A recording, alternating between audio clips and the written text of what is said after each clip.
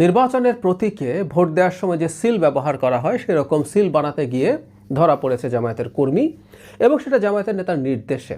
এই ধরনের একটা খবর আমাদের সামনে এসছে, খুবই অ্যালার্মিং ব্যাপার, কারণ এটা একটা খুব বড় চক্রান্তের খোঁজ সম্ভবত আমাদেরকে দিতে পারে। আমরা অনেকেই খবরটা দেখেছি, তারপরে খবরটার গুরুত্বপূর্ণ কিছু অংশ একটু দেখে নেওয়া যাক। এখানে একজন ব্যক্তিকে গ্রেফতার করা হয়েছে এবং তিনি প্রিন্টিং প্রেসের মালিককে গ্রেফতার করা হয়েছে। তিনি আদালতে জবানবন্দি দিয়েছেন। তিনি যা যা বলছেন ব্যাপারটা একটু এভাবে বলা যায়, মানে ভারপ্রাপ্ত কর্মকর্তা জানিয়েছেন এভাবে, জামায়াত ইসলামীর নেতা সৌরভ হোসেন ওরফে শরীফের নির্দেশে এসব সিল তৈরি করা হয়েছে বলে সোহেল রানা আদালতকে জানিয়েছেন। সোহেল রানা হচ্ছে সিল তৈরি করার যে দোকান সেটার মালিক। গত 30 জানুয়ারি তার হোয়াটসঅ্যাপে সিলগুলো তৈরির অর্ডার দেন শরীফ, এরপর তিনি সিলগুলো বানান। এই ঘটনা জানাজানি হওয়ার পর আমরা জানি যে জামায়াতে ইসলামী তা সৌরভ হোসেনকে বহিষ্কার করেছে, তার বিরুদ্ধে দলের ভাবমূর্তি ক্ষুণ্ণ করার অভিযোগ আনা হয়েছে।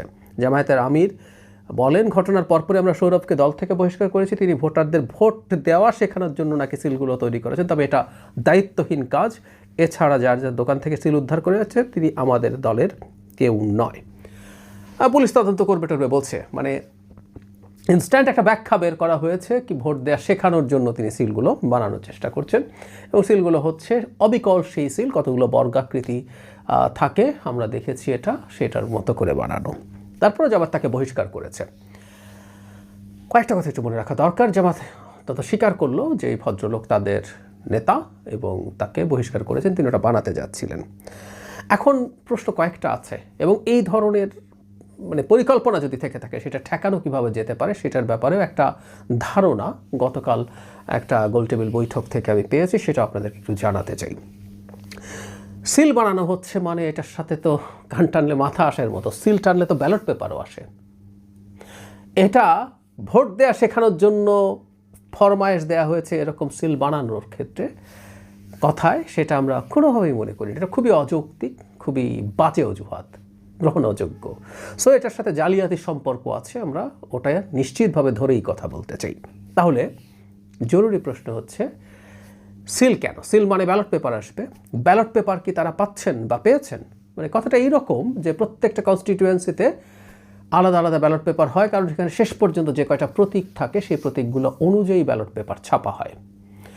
ছাপা যদি হয় তাহলে কিভাবে হতে পারে, এগুলো কিভাবে অ্যারেঞ্জড হবে, এটা সিরিয়াল কেমন হবে, এগুলো জানলেই কি কেউ কোনো ব্যালট পেপার ছাপিয়ে ফেলতে পারে?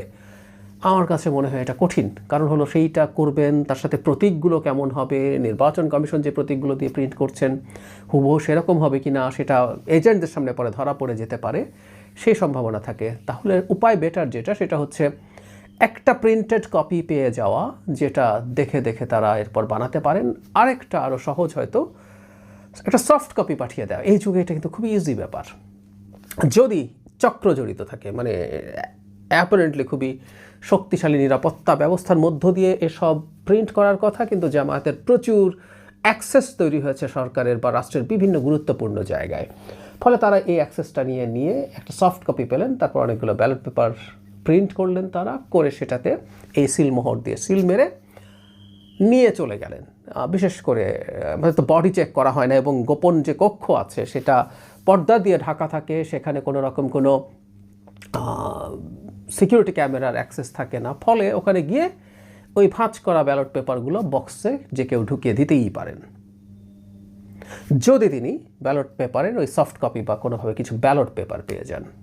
এখন প্রশ্ন হচ্ছে, এটা কি করছেন? আমি আসলে জামায়াতে ইসলামী এর বাইরে কিছু করতে পারে, মানে জামায়াতে ইসলামী এই ধরনের কিছু করতে পারে যদি সুযোগ থাকে, এটা বিশ্বাস করে। আমি আগে একটা ভিডিওতে বলেছি, খুবই ইন্টারেস্টিং, জামায়াতে ইসলামী সমর্থন করেন না, কিন্তু জামায়াতে ইসলামী মানে তুলনামূলকভাবে কম চাঁদাবাজি করেন বা করবেন এই ধরনের বিশ্বাস অনেকে করেন। আমি খুব বেশি করি না, কারণ আমি আগে একদিন বলেছিলাম, অনেকে খুব সমালোচনা করেছেন, চাঁদাবাজি আসলে খুব ব্যক্তির ইস্যু না বা দলের ইস্যু না, বা এটা একটা কাঠামোগত সমস্যা।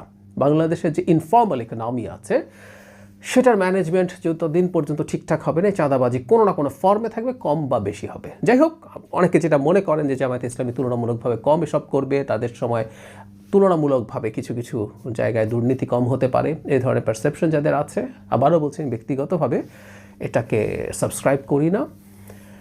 কিন্তু তারাও বিশ্বাস করেন নির্বাচনে জেতার জন্য জামায়াত ইসলামী যে কোনো অন্যায় অনিয়ম দুর্নীতি করতে পারে। মানে খুবই মজার ব্যাপার, একটা রাষ্ট্রের ভোট চুরি করে অবৈধভাবে ক্ষমতায় যাওয়ার অন্যায় বা পাপ চাঁদাবাজি বা অন্য করাপশনের তুলনায় বহু বহু গুণ বড়, কিন্তু তারা এটা করতে পারে বলে মানুষ মনে করে। সো এটা সিস্টেম্যাটিক বা সেন্ট্রাল একটা ডিসিশনের পার্ট হতে পারে। মানে একটা ধরা পড়েছে, এরকম আরও কয়টা আছে, কতগুলো আছে, এই প্রশ্ন তো সামনে আসতেই পারে। সো খুবই সতর্ক থাকা দরকার আমাদের। একটা রাউন্ড টেবিলের কথা বলছিলাম, সেখানে এই ইস্যুতে না, জেনারেলি একটা খুব গুরুত্বপূর্ণ দায়িত্বের কথা জেসমিন টুলি আপা বলেছিলেন। জেসমিন টুলি হচ্ছেন আমাদের নির্বাচন কমিশনের অতিরিক্ত সচিব হিসেবে রিটায়ার করেছেন। তিনি নির্বাচন ব্যবস্থা সংস্কার কমিশনের সদস্য ছিলেন, যে সংস্কার কমিশনের একজন সদস্য আমিও ছিলাম, তার সাথে আমি কাজ করেছি। অসাধারণ মানুষ, নির্বাচনের খুঁটিনাটি তিনি সব কিছু খুব ভালোভাবে জানেন, বিভিন্ন পর্যায়ে কাজ করেছেন।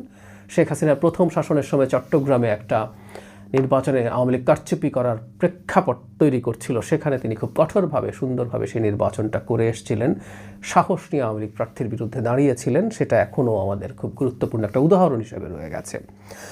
সেই টুলিয়াপা একটা খুব ইন্টারেস্টিং কথা বলেছেন, এটা আমি মনে করি তিনি অন্য সব মানে জেনারেলি বলেছেন এটা করার জন্য, কিন্তু এই চুরিগুলো ঠেকানোর জন্য এটা কাজ করবে। সেটা হচ্ছে এরকম যে কতগুলো ভোট দেয়া হলো সেটার একটা হিসাব করা হয়, কিন্তু কতগুলো ভোট বাকি মানে ব্যালট পেপার বাকি থাকলো এটাও চাইলে না, এটা এজেন্টরা ইনফ্যাক্ট ওখানে যারা অফিসার্স আছেন তাদের কাছ থেকে এটা দেখে নিতে পারেন এবং টুকে নিতে পারেন। একটা সহজ উদাহরণ দেই, যে একটা কেন্দ্রে ধরে নিলাম 100 ভোট হয়েছে, তো হিসাব করতে হবে যে ভোটগুলো ব্যালট পেপারগুলো বাকি রয়ে গেছে, এই হিসাবটা নাকি বেশিরভাগ এজেন্টরা করেন না। তাহলে ধরলাম যে কেউ একজন হিসাব করে দেখলেন যে 25টা ব্যালট পেপার রয়ে গেছে, তাহলে পরে যখন ভোট কাউন্টেড হবে তখন কিন্তু বের হবে যে 75টা ভোট ওখানে দেয়া হয়েছে, যেহেতু 25টা এখানে বাকি রয়ে গেছে।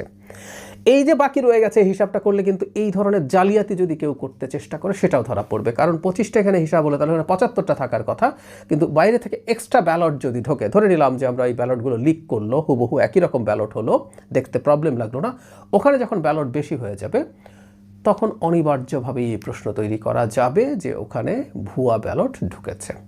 সুতরাং আমি মনে করি এটা জেনারেলি করা দরকার। এজেন্টরা যে পরিমাণ ব্যালট বাকি রয়ে গেল টোটাল ব্যালট থেকে, সেই হিসাবটা দেখবেন এবং করিয়ে নেবেন সেখানে দায়িত্বপ্রাপ্ত অফিসার থেকে, তাহলে হয়তো এটা ঠেকানো যাবে। আমি আগামী নির্বাচনে এজেন্টদের, বিশেষ করে বিএনপির এজেন্টদের খুবই সতর্ক থাকতে হবে। সব এজেন্টেরই থাকা উচিত, কোনো দলই কোনো অন্যায় বা অনিয়ম করুক সেটা কোনোভাবেই যেন হতে না পারে সেটা দেখতে হবে। কিন্তু এই নির্বাচনে জামায়াত অনেক ইলেকশন ইঞ্জিনিয়ারিং করতে পারে, তারা বিভিন্ন ফর্মে, এই আলাপটাই যেহেতু বেশি, বিএনপির এজেন্টদের সতর্ক থাকতে হবে এবং খুবই একেবারে শেষ পর্যন্ত পূর্ণ শক্তি নিয়ে, স্ট্যামিনা নিয়ে থেকে ভোট দেখে, ভোটের হিসাব মিলিয়ে তারপর কেন্দ্র থেকে বেরোতে হবে, নাহলে বিপর্যয় ঘটানোর সম্ভাবনা থাকবে।